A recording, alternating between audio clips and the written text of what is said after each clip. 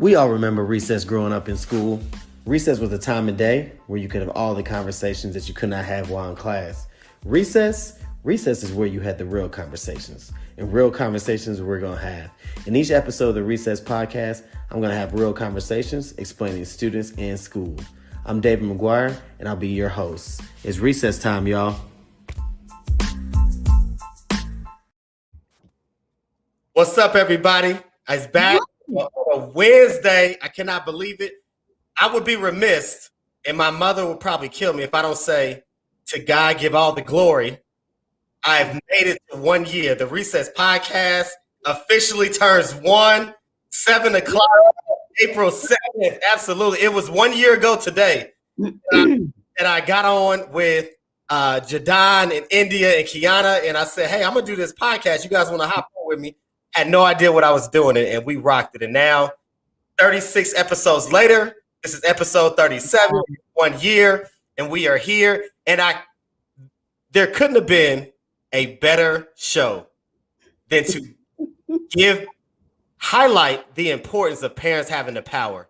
And I'm excited about this episode. It's Power to the Parents, featuring Empower Families. And Auntie Lauren is here, and we are excited. We're going to have a dope conversation. But as always, I want to first thank everybody that's come on this past year, everybody that's supported, everybody that's tweeted and shared, and all those good things. I appreciate you. Folks that's given me some good feedback to help me grow and build this. It's been amazing. And even to the haters. Shout out to the haters, because the haters make you grind harder. So shout out to them too. But honestly, it's been a blessing. So it hasn't been too many haters, and I appreciate that. But I need to know if you in the comments, we want to know how you feeling. Scale of 1 to 10, how you feeling? Share with us. As always, follow the Recess Podcast on Twitter at the Recess Podcast 1. Subscribe to our YouTube page at the Recess Podcast, and we're gonna jump right in. And like I mentioned, it's power to the parents. So if you are in education or in the education space or adjacent to education, and you don't believe in parents having the power, then I'm gonna give you about 5 seconds to turn this off, because this ain't for you. Because we about to show love and give power to the parents. So I'm gonna give you your 5 seconds. So you should be gone now, because we're about to give power to the parents. And we're gonna kick it off right with the Executive Director for Empower Families, Mr. Ante Johnson. Brother, how you doing this evening? I am blessed. Thank you for this opportunity, this honor, David. Congratulations on 1 year. Thank you for having Empower Families on your 1 year anniversary. There has been many folks that you have interviewed, many people that know you and follow you, and you allowed the Empower Families to be on with you tonight. Thank you for this opportunity, brother. Absolutely. I appreciate it. So I'll take a little bit. I know some folks know you here, but just a little bit about you, who you are, and then we'll jump into Empower Families. But just let the folks know who you are a little bit. Yes. So Ante Johnson, I must admit, I always share this. I'm not a native Hoosier, but I absolutely love the state of Indiana, love the work. I'm enjoying, loving, working with parents and children. Those are my heartbeats. That's my why. I am the husband of my lovely wife, father of 3, grandfather of 1. I am super excited to be leading Empowered Families as an entrepreneur fellow within the Mind Trust family. They tapped me on the shoulder, and I could not resist. This has been a marriage made in heaven, and I'm super excited again about this opportunity and look forward to continuing this conversation. I love it. Absolutely. Miss Suber, good evening. Want to welcome you. Good evening. Thank you so Absolutely. much, David, for having me here, and to Lauren and to Ante Johnson. I'm a parent advocate with Empower Families, and I have had the pleasure of connecting with families in the most fabulous way in the last couple of months. And I thank you for giving us the opportunity to share the work that what we've been doing. Absolutely. Welcome. And then last but not least, Ooh. Auntie Lauren. Auntie's in the house, y'all. Auntie, but first and foremost, Granny Lauren's in the house. Shout out to my 10 grandchildren. which is one of the reasons I do this work. And I go hard for families and my families. But I'm Lauren Peterson, and I am Senior Director of Community Engagement for the Mind Trust. I absolutely love what I do, guys. I am so proud of this young man, David.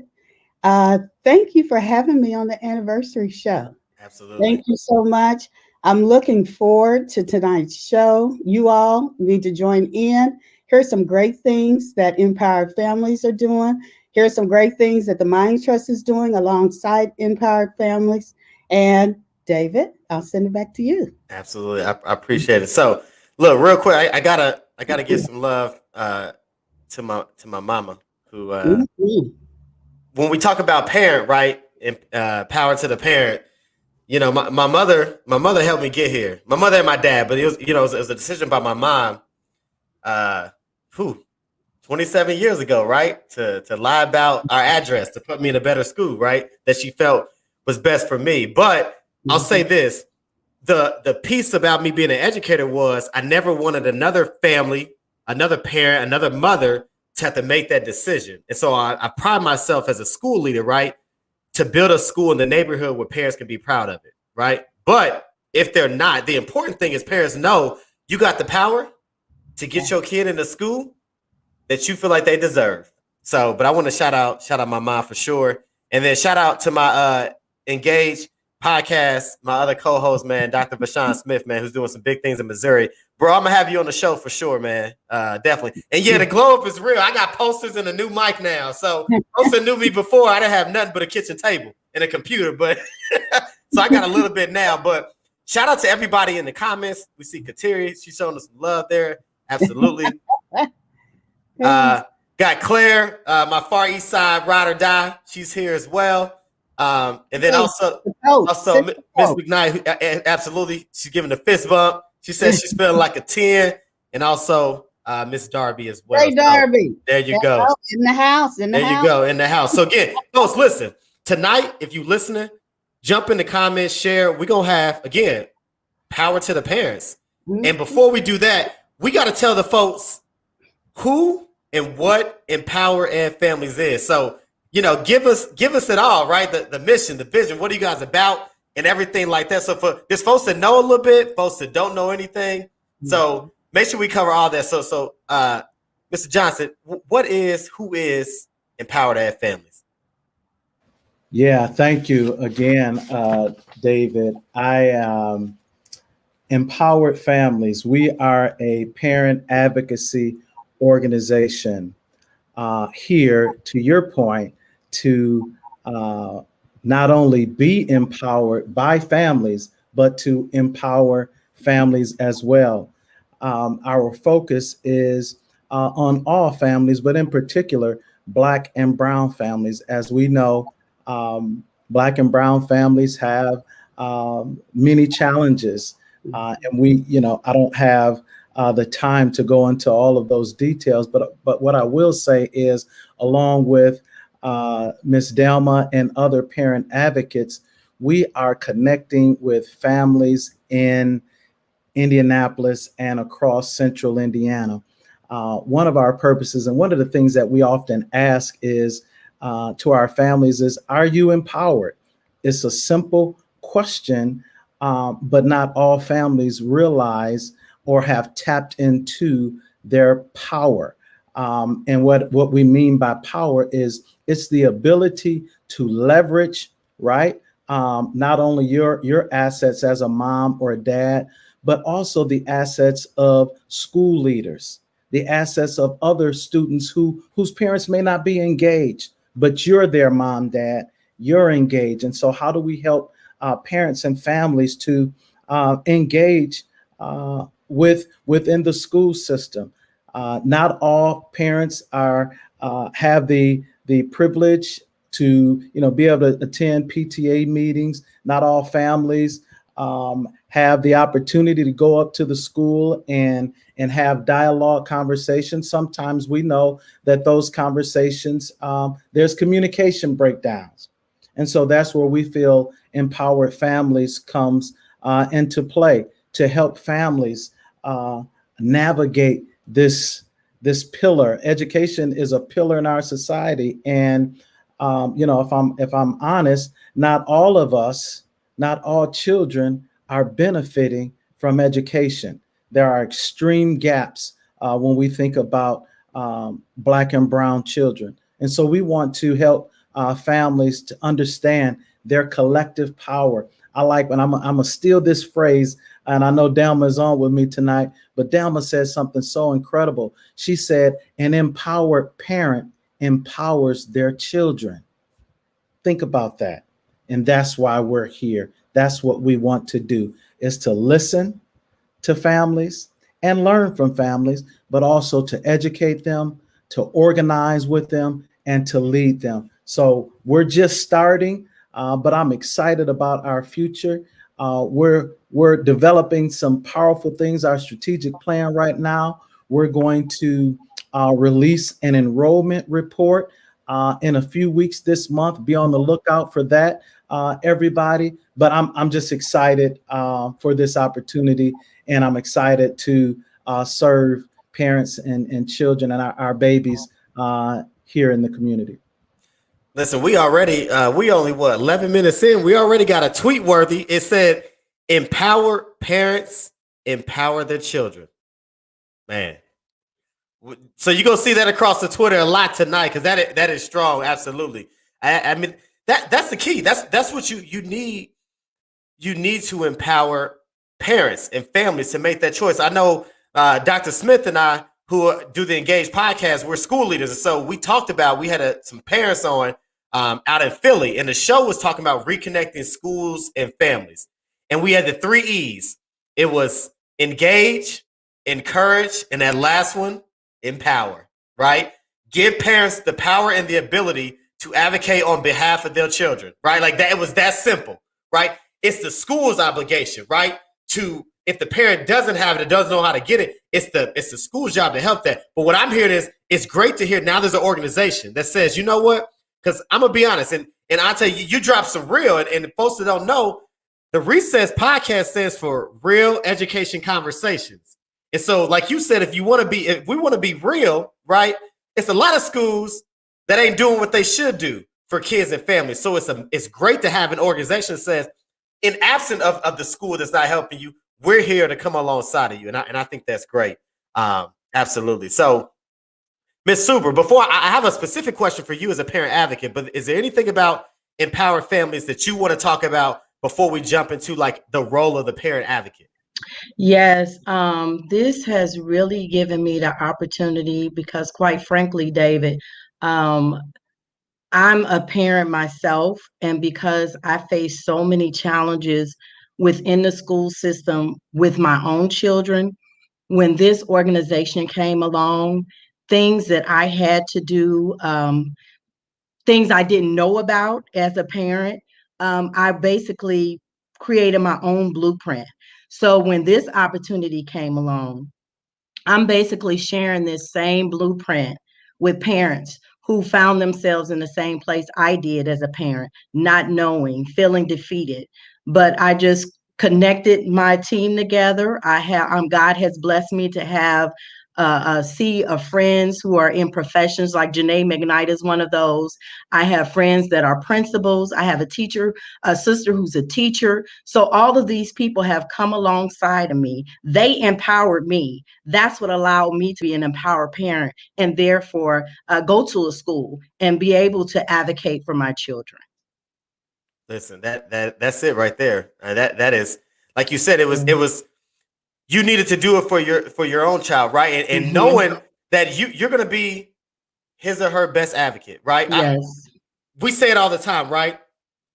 The parent is the child's first teacher, but I always say the parent is the child's best teacher. Just in my opinion. Right? I love it. Right? I love it. So, Auntie Lauren, I gotta bring you into this, because if folks don't know, they better check your stats. So you've been doing this, right? As you mentioned, as a parent, as a grandparent, right? You've been doing this work. Yes. So when you think about now empower families, right, in the birth of it, in the evolution, what do you want to add just with the work you're doing, the work of the Mind Trust, and the work that Empower Family is about to do here in our city?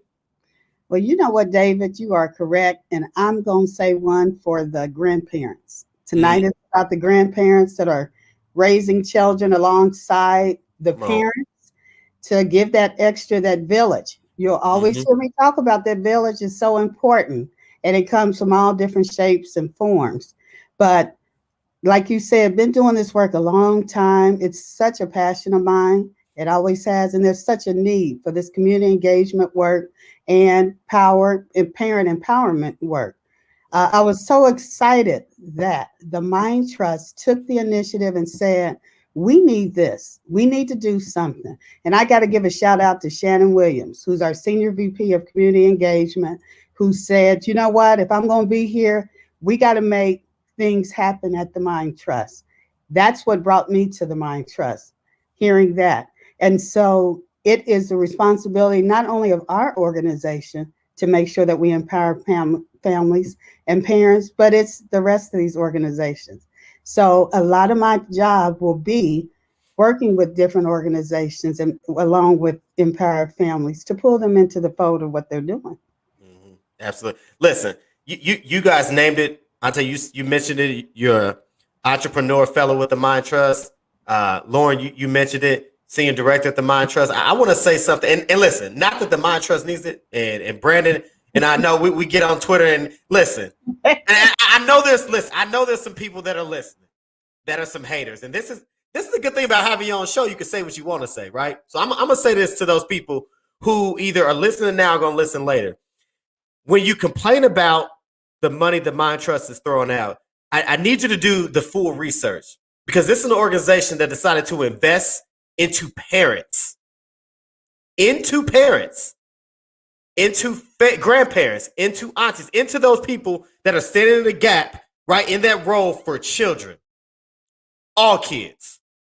So those that put it, well, it's just for charters, just for innovations, no. This is about parents in the city. So if you're a parent in the city and you're struggling with, and you're not sure how to advocate for your child, here's an organization that the Mind Trust helped bring here and develop, right? And so for all of you guys that have an issue with that, right, I need you to do your full research. And I needed to say that because there's a certain person on Twitter who I've invited on the show that won't come because he knows he's wrong. So again, I want to name that first, and I will always support the work that they're doing, because they're putting the money where it needs to be, which is for children and for parents. So that's my soapbox for my 1-year anniversary show. And we're going to get back to what we should talk about. But I needed to say that because, I'm sick and tired of the narrative and the things that come out, especially when it's false. And we're talking about kids. I don't think people understand. Kids are dying. People are really struggling. And so when you have organization and people that are trying to help and support, if you have something, just shut up and stand in the back.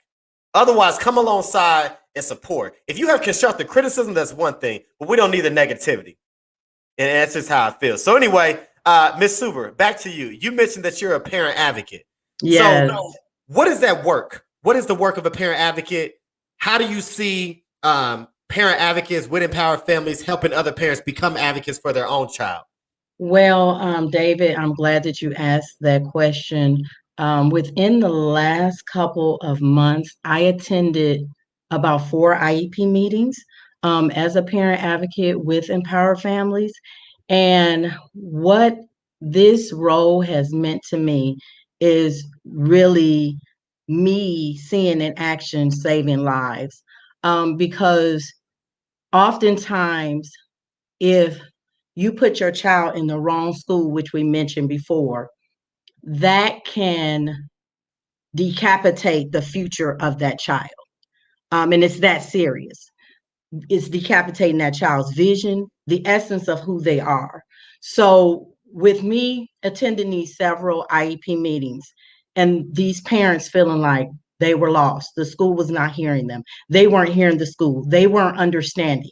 I came alongside these parents.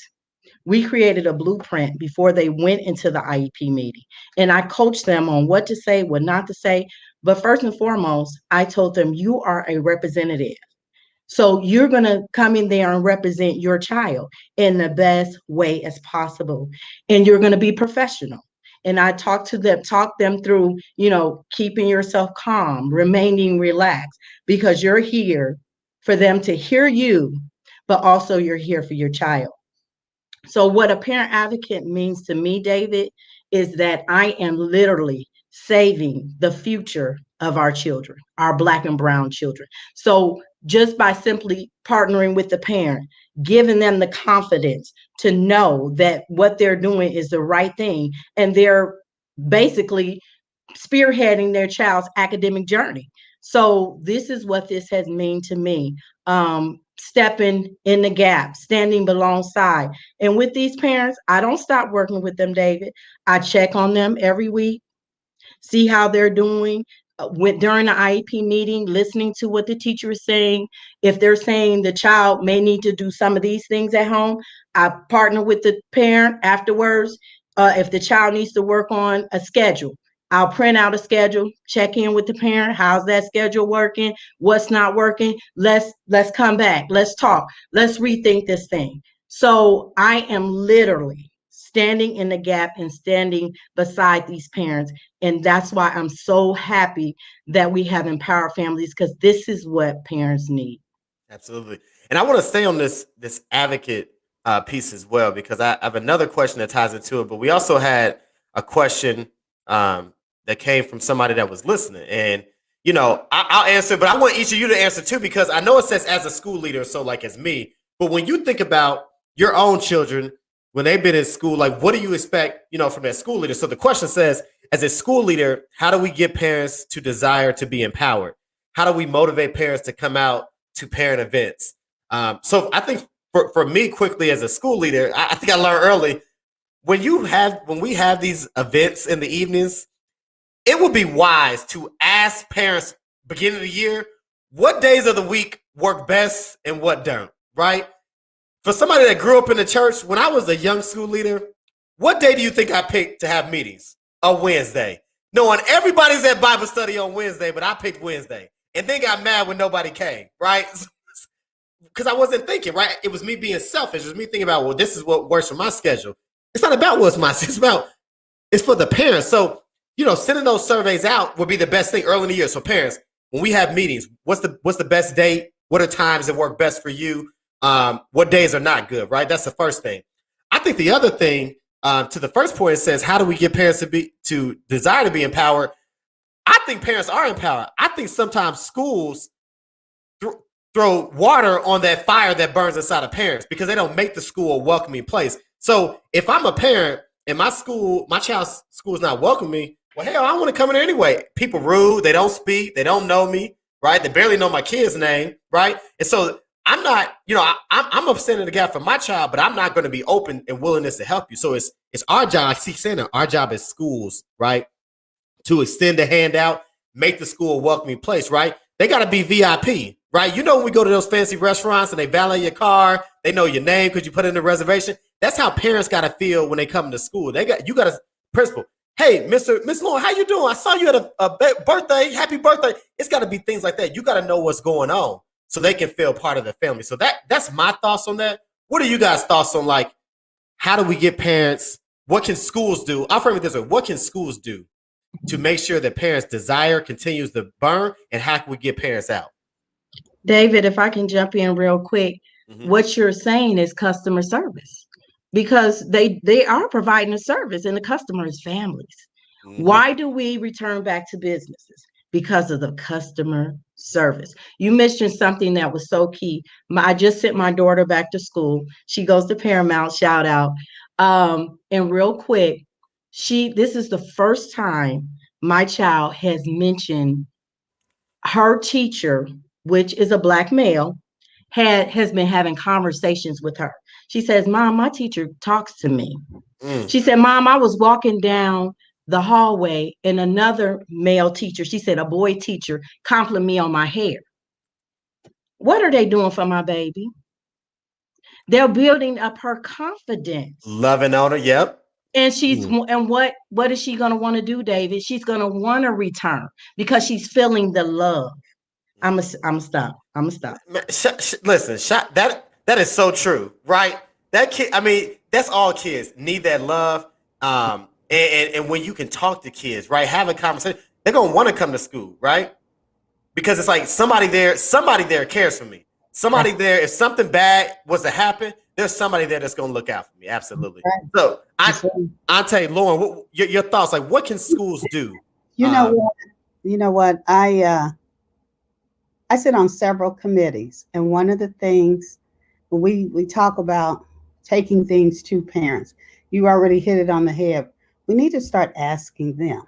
We need to start. Our stakeholders are not our community orgs, our businesses. Stakeholders in education are the parents and the students. Let me tell you something. These babies got a lot to talk about, and especially now, having gone through what they've gone through. Mm-hmm. But I'm telling you, I've got to give it to the schools, some of our Mind Trust schools. Let me tell you something. I've been in each of them, from the first cohort to the current. I've been in these schools. They love on these kids. They love on these kids. And I'm not taking anything away from any district or anybody else. I speak to what I see.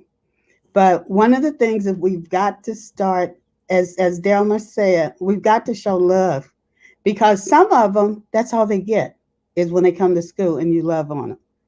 And listen, we got to start listening to them. And one of the things I before I came to the Mind Trust, I really was working on building, because I can remember when I was in school and my mother had a direct link to that principal. So when Lauren got out of hand, all it was, okay, I'm getting ready to call your mother. I straightened my butt up. So we got to start building back that direct link to the principal, to the community engagement person, whoever that family person is at that school. We got to start working alongside them. That's exactly what Empowered Families is going to do. Yep. I'm telling you, they're going to get tired of seeing them in the schools, but it's necessary. Yep. I'd say when you think about that, take the role first as a parent, right, that you were, and now think about what you want, right, that Empowered Family, what type of pressure you want Empowered Families, right, to put on those schools and school leaders who aren't giving parents that love. So first, from a parent aspect, when you think about that, what do schools need to do better to make sure parents have that desire to be empowered? Yeah, from my perspective, how do we help parents unpack whatever they may be dealing with in their lives, right? It's having the you view. So how can I look at this parent from their lens, from their perspective? Okay, so mom may be coming to school with a bonnet on her head and she got on her pajamas, but guess what? She's advocating for her son, her daughter. She may not look the part. Father may be coming to school with a do-rag on, pants sagging, smelling like weed, but guess what? He's there. So how do we look beyond what we see? And I'm gonna say that again. How do we look beyond what we see, and we look at that person's humanity? Maybe that father is struggling right now. Maybe that mom just got off work right now. And so how do we look beyond what we see and help them? Maybe their bandwidth just isn't there right now, right? Because they're so stressed out and encumbered with life, raising children, fixing food, car just broke down, light bill due, rent is due, behind on. How do we see beyond all of those things? How do we tap into, mom, you know what? I see you. I hear you. I celebrate the fact that you're here despite all of the challenges that you may be dealing with. And I can see it all over you. How do we be more empathetic, more passionate for people? That's the problem with our society, is that we don't see each other's humanity. We don't come alongside people and help them fight through whatever the challenge, whatever the struggle may be. And so what I'm saying, Brother David, is we have to take on this approach of walking alongside families and helping them to understand that you're not alone. I done been there. I know what it's like to struggle. Don't think that these glasses and whatever else that I don't have struggles. right? So we get education and we got degrees and all these different things, and we don't know how to connect with people. That's a problem. And so we need to learn how to connect with families and see them. Listen, we just got another tweet alert. I don't know if y'all caught it, but it's right there on the screen. Looking beyond what we see, so that we can see the humanity in people. Listen, I hope people was listening, and people gonna hear this on the real, because I'm gonna cut this up and share it. You was preaching. You are absolutely right. That, I mean, and I'm gonna leave that up there for a minute. Looking beyond what we see, so that we can see the humanity of a person. Listen, I'll tell you, you know what I was thinking about when you said that about the mom coming in the pajamas and stuff. They didn't even think this woman might have worked third shift, just got done doing a double, and still got up and brought their kid to school. Still came to that whack parent meeting that you scheduled over some foolishness, but guess what? They still came, right? And as my guy Dr. Smith said, right? How you gonna complain about parents not being there, then complain when they show up the way they are, just because they don't meet the mold that you fit, right? And that is absolutely true, right? And again, like you said, we complain that fathers aren't there. Then when the father comes because he look a little different, now you mad, right? Like, I want to go back to what you said, because I think that's just going to say, looking beyond what we see, right? Celebrate the fact that parent came there. Won't you leave with that? Thanks for coming, mom, right? But if you had a relationship, what you could do is, hey, dad, can you pull your pants up for me? But guess what? That dad is there for his daughter or his son. What the church say, come as you are, right? Come as you are. And that's a relationship that the school should have as well, right? And the comments are coming in. You got the comments jumping. Humanity, spot on, Ante. We can't get on a pedestal and forget about the humanity of the families we serve. Just because you got a degree, got a nice car, right? Moved in a better neighborhood, that you forgot, right? Maybe how you were brought up, how your parents were brought up, how your grandparents were brought up, right? But not understanding that there are folks really struggling, right? We're in the midst of a pandemic, and there's people working 2 jobs. I got a parent she's working 2 jobs just to make sure her account won't go into negative. Not even to see a return, just to make sure it doesn't go into negative. And so I'm gonna complain about the way she comes, or because she's a little late to this meeting that I scheduled at an unreasonable time on an unreasonable day. We got to do better. And I think that's why I'm excited to see empowered families, right? Give parents that voice. So when you have schools that do these things, right, they got not only themselves, but an army of people, right? An army of other parents. Ms. Suber, you said it, right? I got an IEP meeting coming up. I don't know what to say. Well, let me reach out to empowered families so I know how to go in there equipped to advocate for my child, because it's some trifling schools and school leaders that do wrong by children because parents don't know. And I think that's great. So we kind of touched on it, but I'm going to ask it because I want the folks in the audience to jump in, and I want each of you to jump in as well. Why is it important for every school to have a parent advocate? So, Ante, I'll let you go first because you're on the screen. Why is it important for every school to have a parent advocate in their building? Man, why is it important? Because sometimes, Brother David, there's a disconnect between what the school is saying and what the parent is hearing, and vice versa, right? And so that parent advocate comes in, they steps into place and say, oh, okay, Mr. Principal, teacher, I hear what you're saying. Oh, parent, they didn't mean it like this. They didn't mean it like that. This is what they were really saying. And vice versa, right? That's where the parent advocate comes in, and they can distill all of the sort of the posturing, the position of the teacher or the parent. Shout out to my Latino brothers and sisters. There are some of them who have a challenge coming to the school because of language barriers. How do we help them work through those challenges? Maybe they don't have an education, and so they feel intimidated. And I know this because we've dealt with this in previous roles. How do we help our Latino brothers and sisters who speaks no English, and the children have to do the interpretation, right? A parent can't pick up, a child can't pick up on all the nuances. And so it's important, it's vitally important that that parent advocate is in place to empower families, and again, help parents to leverage their power and help other children and other families that's in the neighborhood, in the community, to win, because that's what we want to do. A parent advocate should want to see all families win. And this isn't a school leader, parent advocate, or parent fight. No, I believe all parents and all school leaders want what's in the best interest of the child, right?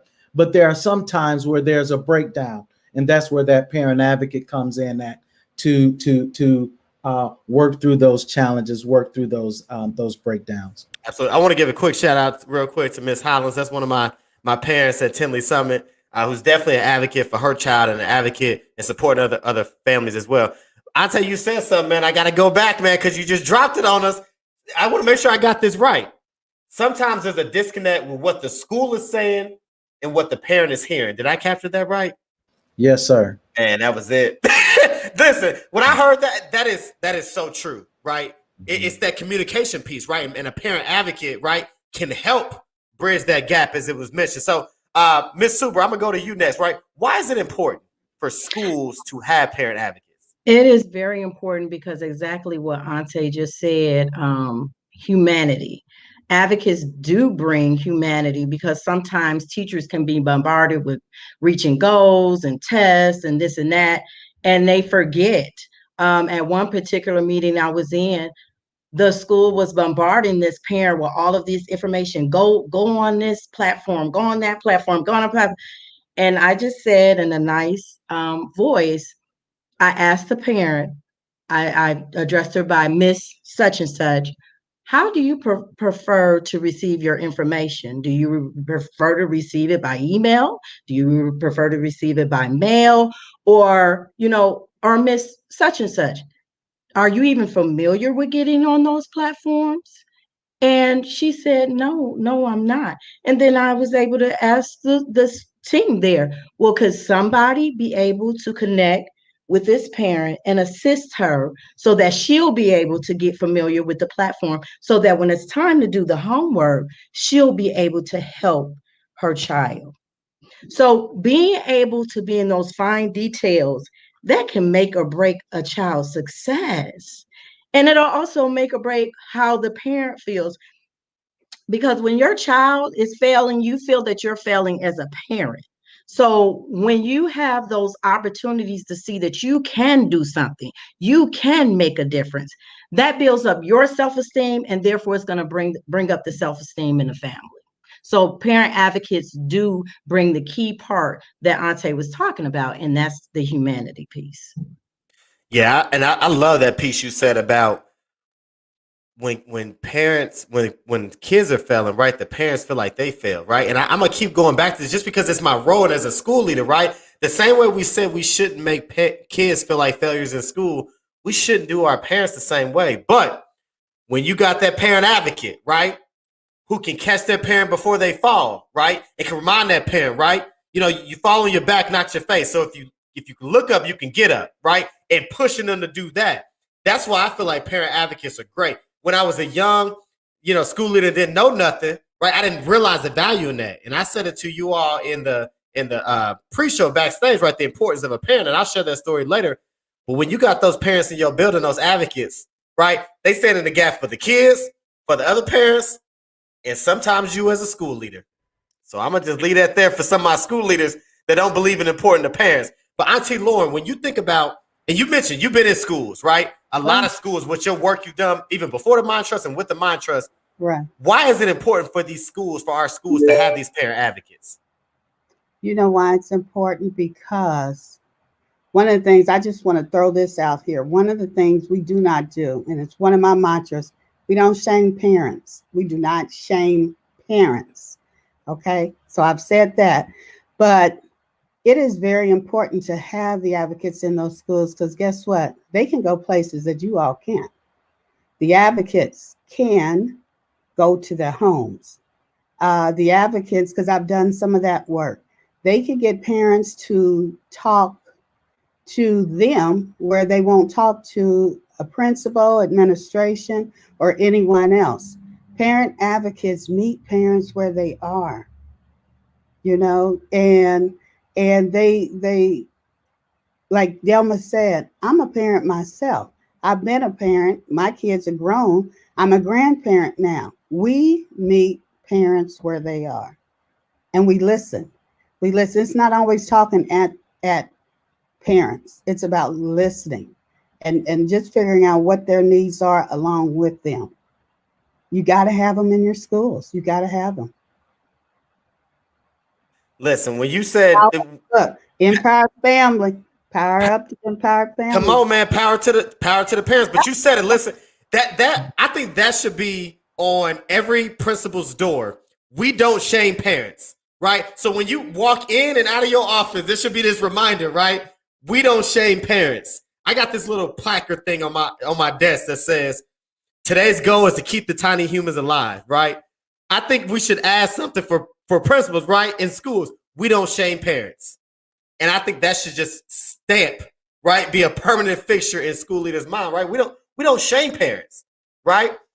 But again, I'm gonna keep saying it. If you do, school leaders, there's that parent advocate, right? That's why schools need it, because there's that parent advocate, right? That's gonna remind you of that and also equip that parent with what they need to be successful. And I think that's what I love. And so but I want to get. Let me add something else. Mm-hmm. As a school leader, don't be afraid to tap into that parent advocate, because here again, they can go places that you can't go. And you know what? You guys are just amazing at what you do. And so those are the folks you want to tap into. Call them on the phone, call them in the office and say, look, I need some help. I need some help with this parent. Can you do this? They will do that for you. So lean on the parent advocates, school leaders. One of the best things I ever did, I was having a parent meeting with a parent. We just weren't vibing. We just couldn't connect. I brought one of my parent leaders in there. She got that mother to open up and to speak from her heart. And guess what? It was some things that I didn't really want to hear, but I needed to hear. And that's the difference. But like you said, that parent advocate, has she not been in there to make that parent feel comfortable, that parent has somebody on their team, right? Because schools can be intimidated, right? Because what do? I'm going to bring you in, Miss Super, right, to talk about your son or your daughter. What am I going to do? It's going to be me, the principal, both my APs, the counselor, right? All three of their teachers, and then you. And you want that parent to open up to you, right? No. But when they know they got a village as well, right? Their own advocates or somebody that can help them and support them and have their back. That's what we need. That's when I think about the importance of having that parent advocate, right? Because again, schools, we try to be intimidating, right? We try to bully parents, right? So it says we shouldn't shame parents. We also shouldn't bully them. That's but right. you have that parent advocate, right? Now, right? It keeps that from happening. So, Auntie, I got a question for you, and it's go for everybody as well. But Auntie, I want to go to you. When you think about empowered families, right? Now I want to get to actions. How do we build advocacy in parents for parents to help them do all the things that we're talking about that they should do for their child? So how do we build that advocacy? Great question. So we're building now. One of the powerful things that distinguishes empowered families from others is a few things. We're co-creating, co-crafting this model with parents, right? So we're not in a back room coming up with this scheme, and then we drop it on the parents and we ask them to bless it. Hey, bless this. Come support this. Nope. The parents are right along with us. We're asking them questions, even as we're speaking now, David. Our parent advocates are engaged with families, and we ask them a few questions, and then they respond to those questions, right? And then we're synthesizing and analyzing that information. And then we're going to take that information And in May, on the 18th, to be specific, a little selfish plug. Wait a minute, did you just drop something? I mean, you just dropped something on us right there. Okay. I did, David. May 18th, we are having our public reveal, public platform reveal. And these pieces, and I'll share with you what we've learned from families. Just a couple. I'm just going to throw some teasers out there because I want you in your audience. I want you all to be a part of this day. But we're learning that there's some funding inequities from parents, right? We're also learning that there's some racial challenges when it comes to parents and families. These are some of the themes that have surfaced and have bubbled up as a result of the conversations that our parent advocates are having with families. So again, we're going to have this platform reveal. We're also working on our strategic plan, even as we speak, Brother David. And so to bring this thing home, back to your original question, what is it? What's the action points? What are we doing? That's what we're doing. We're co-creating with parents and families. We're not telling them, more often than not, David, hate to say it, but it's been happening for a very long time. Things are done to people instead of with people, right? And we didn't take that approach. We're doing it with families. We want families because families have a wealth of knowledge. They have a wealth of information. They have a wealth of experience. Who knows about Lil Junior more than his mother or his big mom, right? Who knows about why young lady has an attitude better than her mom or her aunties or her cousins or others. And so we're tapping into that parent power, and they're bringing it. They're sharing with us.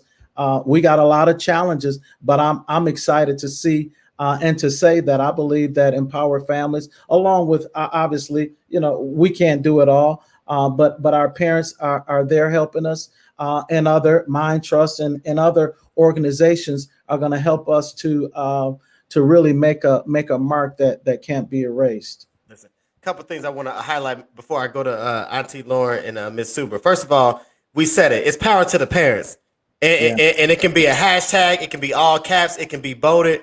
But that's about to be a wave you about to see and hear a lot of, right? I got a thing that I always say, right? I'm a warrior for kids. That's my new mantra, right? I'm a warrior for kids. I got another mantra for everybody. It's power to the parents. Yeah. And so with Empower Families, school leaders, teachers, I ain't said much about teachers. I'll let y'all off this show. But some of y'all got to understand the importance, right, of power to the parents as well, right? And I love that piece you talked about, right? Like too many things, we're doing things to families and to parents and not with them. And I love the fact that you did that. And Brandon said it best, man. The Recess Podcast out here breaking news now. May 18th. You put me on that. We breaking news. May 18th, right? That public release, sharing that platform. I cannot wait for that. I'm gonna make sure I'm there or tuned in or whatever it is and highlighting that because that's gonna be amazing. So, Miss Super, when you think about, because you told a story earlier, right? How do we build advocacy, right? Or somebody mentioned coach parents to have advocacy, right? How do we do that for parents and help them get that for their child? Thank you, David. That is a great question. So how I've been building advocacy within my parents is holding these parent group meetings each month. And our first group basically is what developed the other groups to come as far as topics. I met with one group of community leaders, which included teachers, principals, even college professors. And we just got together and just talked about all of the issues that we knew personally and other issues that other parents or families were dealing with. So as a result of those conversations, David, we started with our first parent group. The topic was e-learning. And you're asking, how are we building advocacy? How are we empowering our parents? By bridging the gap, by bringing in people from the community to help them, to equip them with being able to be successful with e-learning. We also had a topic where we discussed mental health, very key, especially in these times. Then we also had a group where we talked about IEPs and working with children with disabilities. And then this month, our subject is going to be, what do families do when you cannot communicate with the school? When the school is not hearing you and when you're not being heard, what do you do? So we have connected with various community partners and they're going to be there. I also have set up a Facebook page where it's called Empower Families Family Support Group, where it also gives parents the options to see various things that are going on in the community. And then I also get to post to them about our different family groups. So that's how we're building advocacy. And I want to make sure educating. I want to make sure I get that right. You said there's a Facebook group, because I want to put this up for folks to be able to see it. Sure. It's called Empowered Family Support Group. Okay. I want to make sure. Listen, I'm doing this live. I want to make sure I got this right. So, thank you. Is that right?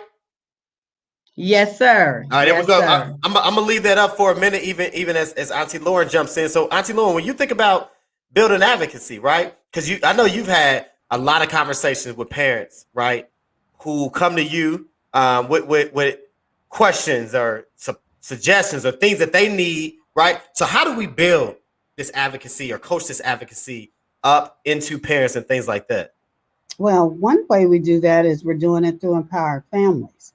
And I cannot encourage organizations that serve youth and families to come alongside Empowered Families in the work that they are getting ready to do and have been doing for the last 2 years.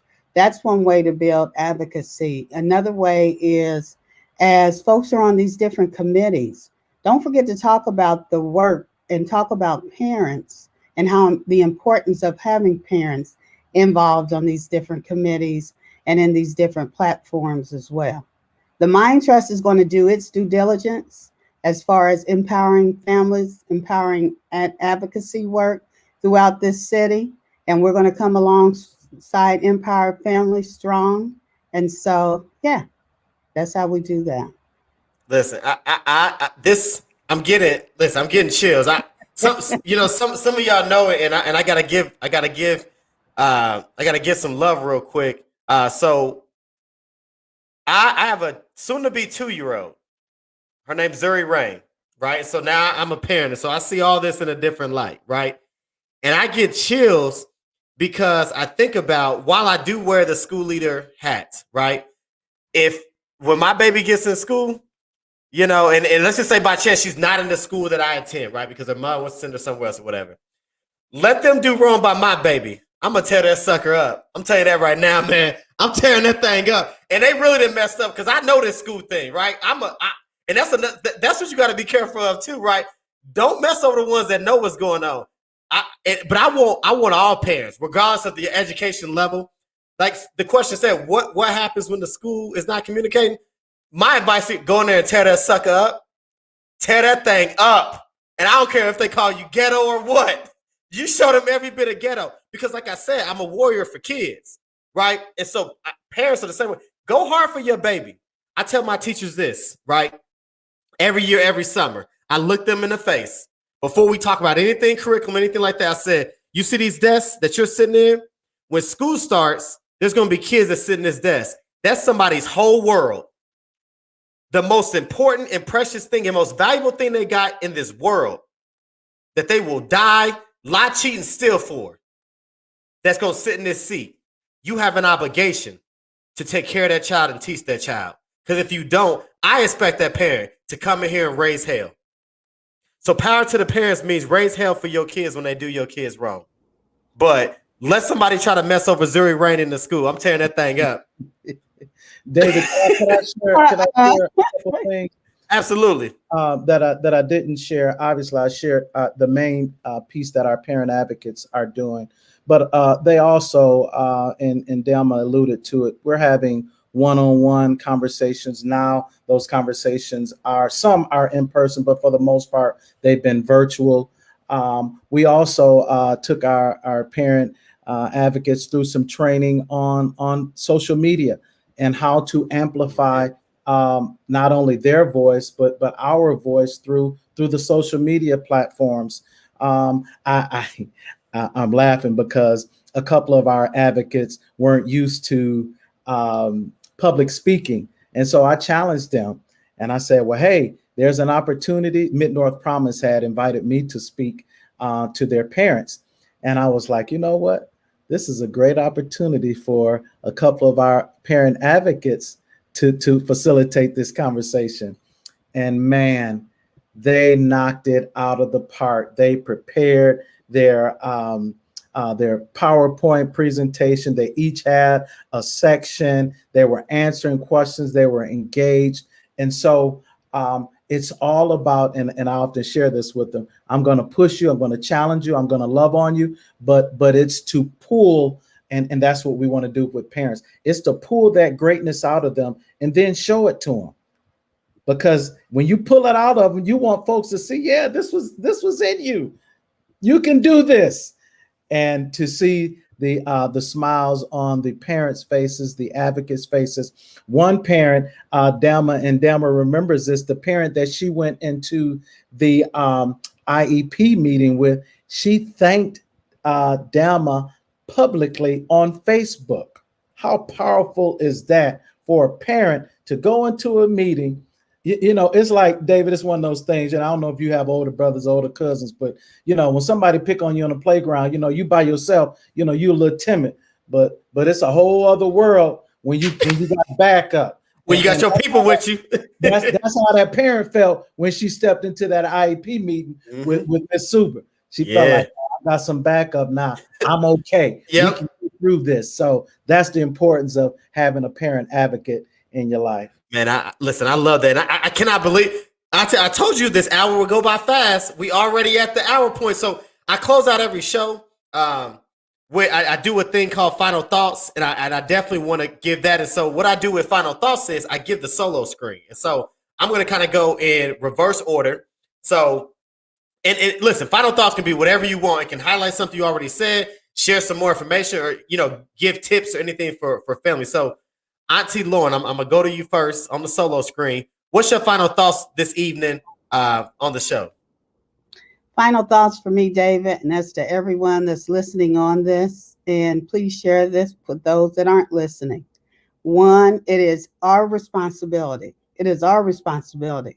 Those of us that live here in this community, the only way we're going to make it better is if we all come together. And remember this, if you don't remember nothing else, don't shame these parents. There's going to be signs that say that. Y'all better be on the lookout.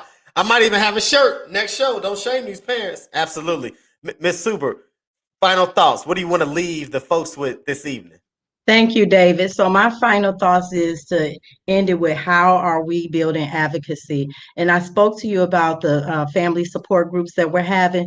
And the next month, we are going to be having Carrie Datillo. She's a financial educator. She's going to come on and educate our families on money. Then we also have Janae McKnight. She just published a new book on parenting through trauma. So she's going to come on there and teach our parents how to parent through trauma. These are key. In order for us to educate our children, we have to educate our parents, and that's going to leave with Empower Parents. Thank you.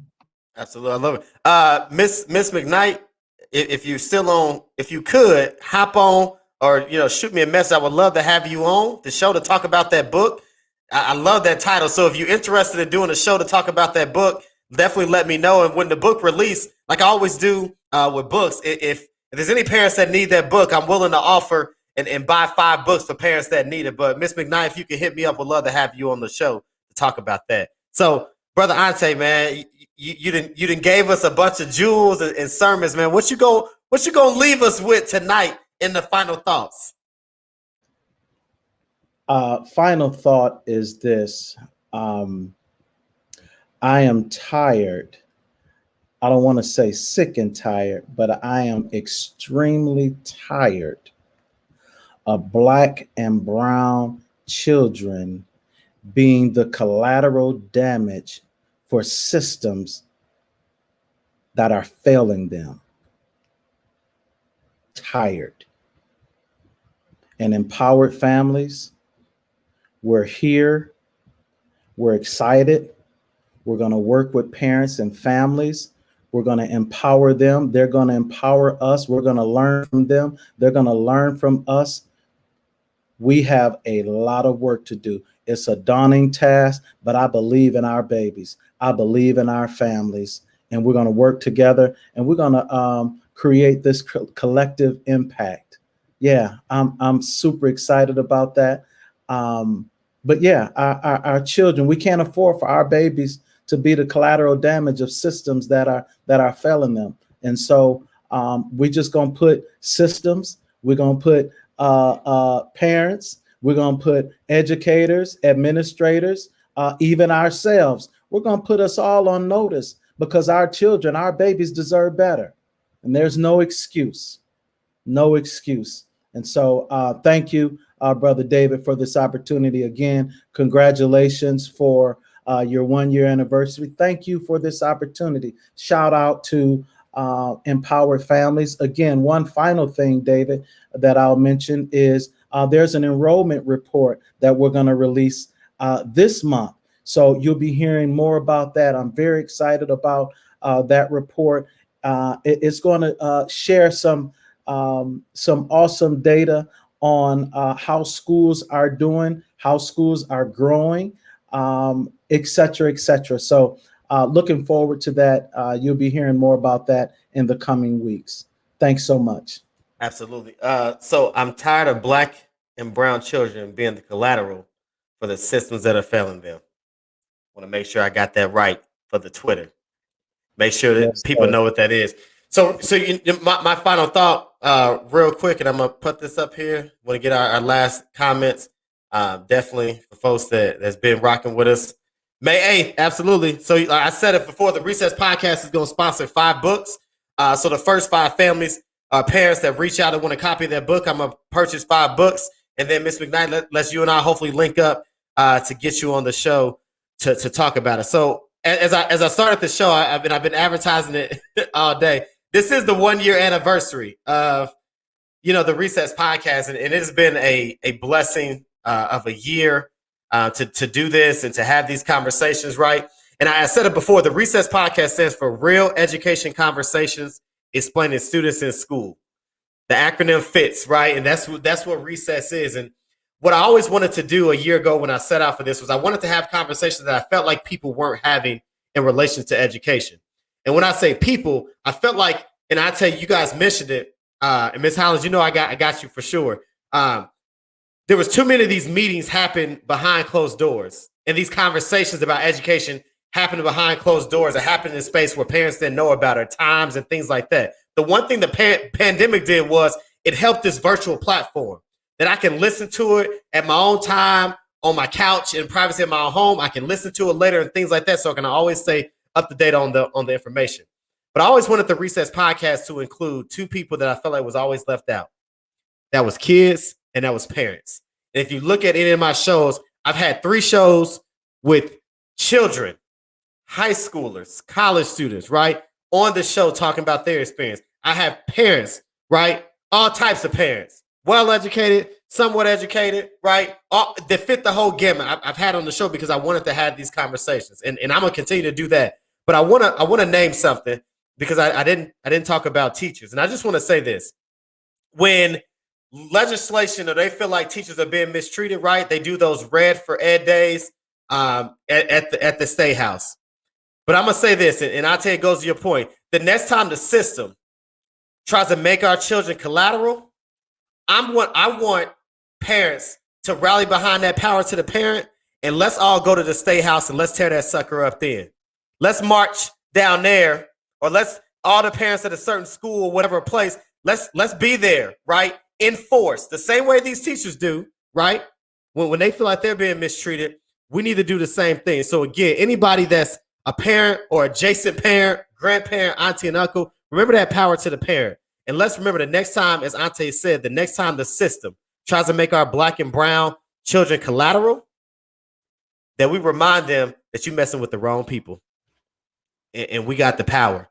I want to thank everybody. I want to thank the three of you for coming on. I wanted to do this show.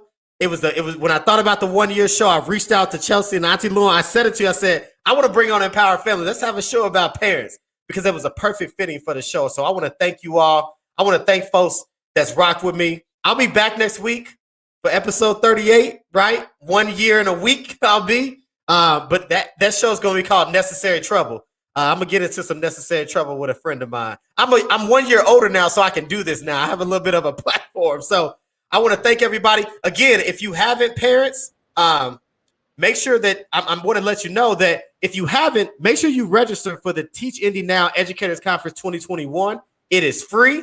And yes, it's an educators conference, but as I mentioned before, you are your child's best and first teacher and educator. So make sure that you register for that event so you can hear what's going on and be in that space. So again, as I always say at the end of every show, this is the Recess Podcast. Create the platform, control the conversation, change the culture. I'll see y'all next week. Peace.